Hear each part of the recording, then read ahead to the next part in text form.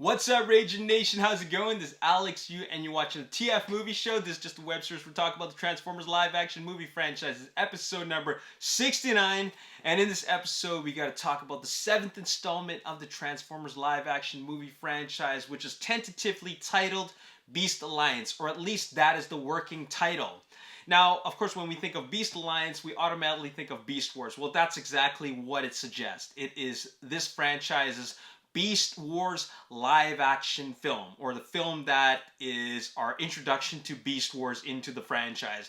And I know the fans are quite divided. There's a lot of fans, Transformers fans in general, that are really excited about this, and then there's a bunch of fans that have never seen Beast Wars and they don't care about it. And then there are some fans that are never seen Beast Wars, like myself, but are interested in seeing this film. At the end of the day, this is still a live action Transformers film, so I want to watch it regardless. Okay, so it doesn't really matter to me. I just want to watch more Transformers on the big screen, or streaming if that is our only option because of COVID. But in any case, this is our next installment for the Transformers live action franchise. The 7th film. Can you believe this? We're up to 7 films now since 2007, and that was 14 years ago. It's pretty crazy to know that. Time has sure flown by, and we've come a long way. Now we're up to the 7th film. This is our introduction to Beast Wars. Now, regardless of how you feel about Beast Wars, whether you're a fan or not a fan, or you've seen it or not, it doesn't matter, okay? Because regardless, this is still an actual continuation of where they left off in the 2018 film, Bumblebee, which was a great film. Fantastic film. My favorite film in all of the franchise. I will always love the very first film. It holds a very special place in my heart. But in terms of quality, storytelling, characters, and as a Transformers film in general, Bumblebee is a great film. So, that's that. But what's really exciting, of course, is that we know how Bumblebee ended. Charlie went off on her own direction. Bumblebee met Optimus Prime. We actually see Optimus Prime in the meeting. He reunites with him, and then we see other Autobots come down, the protoforms, if you will. That was really exciting because it really gives us an idea that it's not a standalone movie. It doesn't just end there. There's more to go. So we're going to see the continuation of that story in this new upcoming film titled Beast Alliance. So I'm really, really excited about that.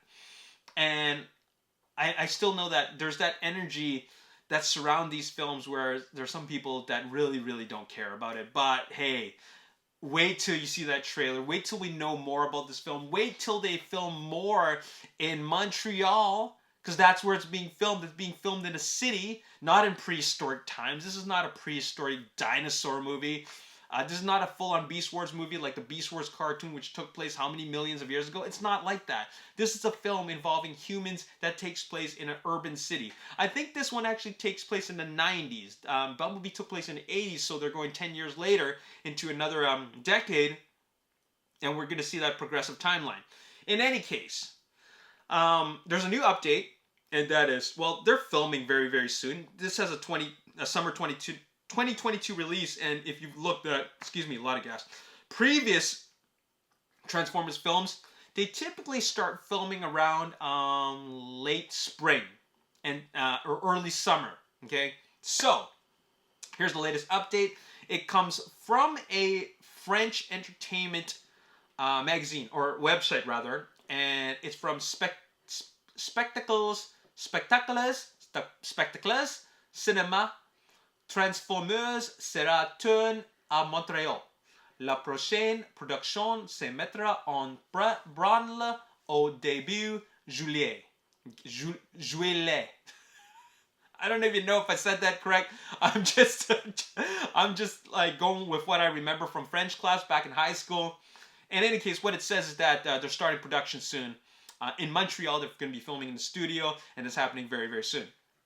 Okay, so I'm going to go to tfw2005.com to check out the actual translation of what's really going on in that article, and that is Transformers Beast Alliance will be filming, will be doing principal photography in Canada, in Montreal specifically, for 11 weeks from July to September. And then they're going to head to Peru for the international filming.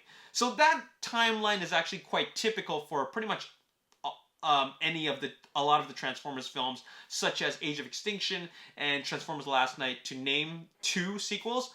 And that is, they filmed in the summer, and then they move on to their international locations around September and October. Okay, so that's very standard. Now, as for Revenge of the Fallen, they did the same thing. They filmed in the States in this late spring to early summer, all the way to September, and then they would film in Egypt for the later part of the production. So that's very, very standard filming procedure. So 11 weeks in Montreal, and then Peru afterwards. Montreal is not going to be Montreal. Montreal, they're filming in the city of Montreal and also in a soundstage. And what Montreal is going to do is actually it's going to double in or stand in for New York, right? So we're going to be filming in Montreal, but it's actually supposed to be New York. Wide shots, obviously, going to be captured by second unit, and then we're going to see New York for the establishing shots. We're probably going to see the New York skyline CG'd in the background of Montreal. So that's something that we're really accustomed to. Many movies have done this many times, because filming in New York is quite a logistical nightmare. It's just there's a lot of stuff going on. It's a very populated city. Times Square. It's just a lot of people. The thing is that with COVID going on, it's going to probably be more difficult to film in New York. And, with the COVID restrictions, it's going to be very inconvenient. So I guess that's why they're going with Montreal. In any case, shutting down streets of New York is not going to be good for the economy of New York. Shutting down businesses and traffic when they need more of that, more business going through during rough times, right? During COVID times. So anyways, they're doing it in Montreal. It's going to be a lot easier there. And like I said before, they're going to capture New York with establishing shots and CG New York skyline in Montreal. Okay, and they're also going to do a lot of work in soundstage, a lot of green screen. That's pretty standard. Okay, here's what's really, really crazy. Okay, this is almost mind-boggling to me.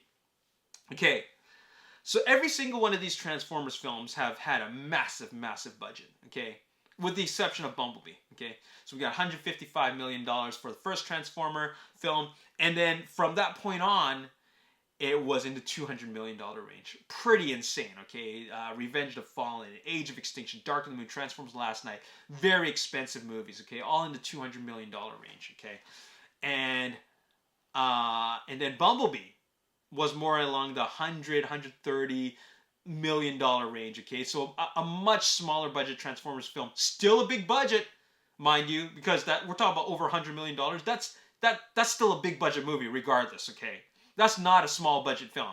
But for a Transformers film, that's a low budget. Okay, there's a lot of effects involved, a lot of action, a lot of set pieces. Very expensive movie regardless. But in comparison to the other ones, that's a small one. This one has been reported to be a $200 million budget Transformers film. Can you believe that? The price tag on this film for production alone, not even marketing, $200 million. We're going back to the realm of big budget sequels. Big budget Transformers sequels. I'm talking about Revenge of the Fallen, Dark of the Moon, Age of Extinction, Transformers: Last Night. These were big films, and they're making another big Transformers film. If you are somebody that said, I'm not interested in a Beast Wars film because I don't care about Beast Wars, never saw Beast Wars, I think you're going to bite your tongue. You should bite your tongue.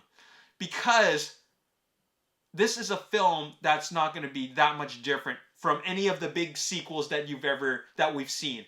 Okay, Dark of the Moon, Age of Extinction, two of the better sequels. They're on that same. This film, Beast Alliance, is on that same playing field. It's gonna be crazy.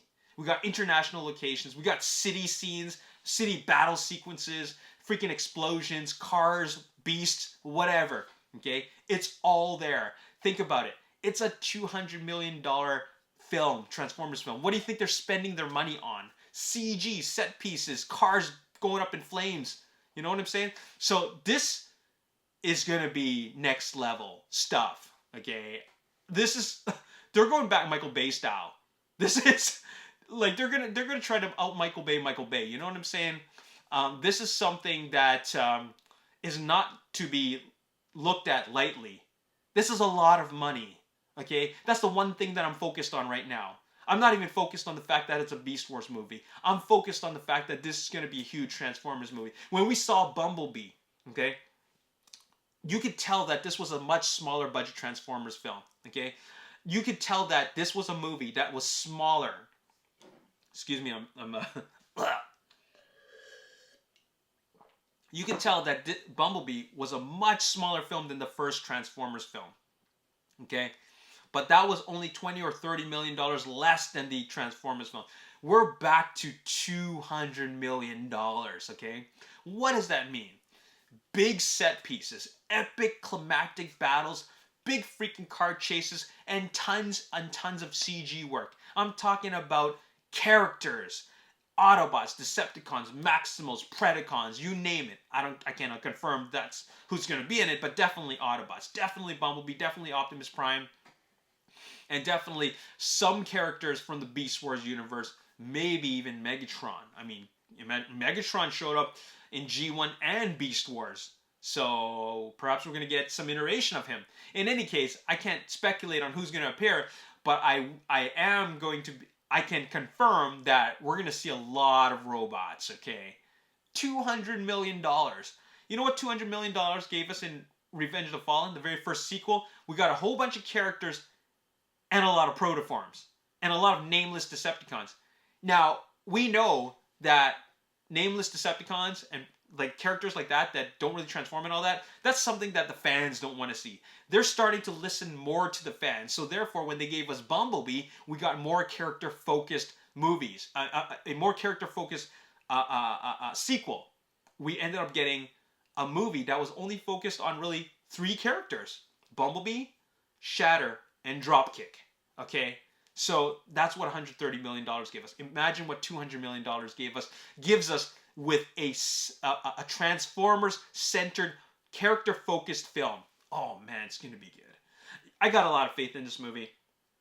I got a lot of faith in this director. I think he's a great director. And I've said this before in I've said this before in a lot of the films, like Transformers Age of Extinction, Transformers Last Night.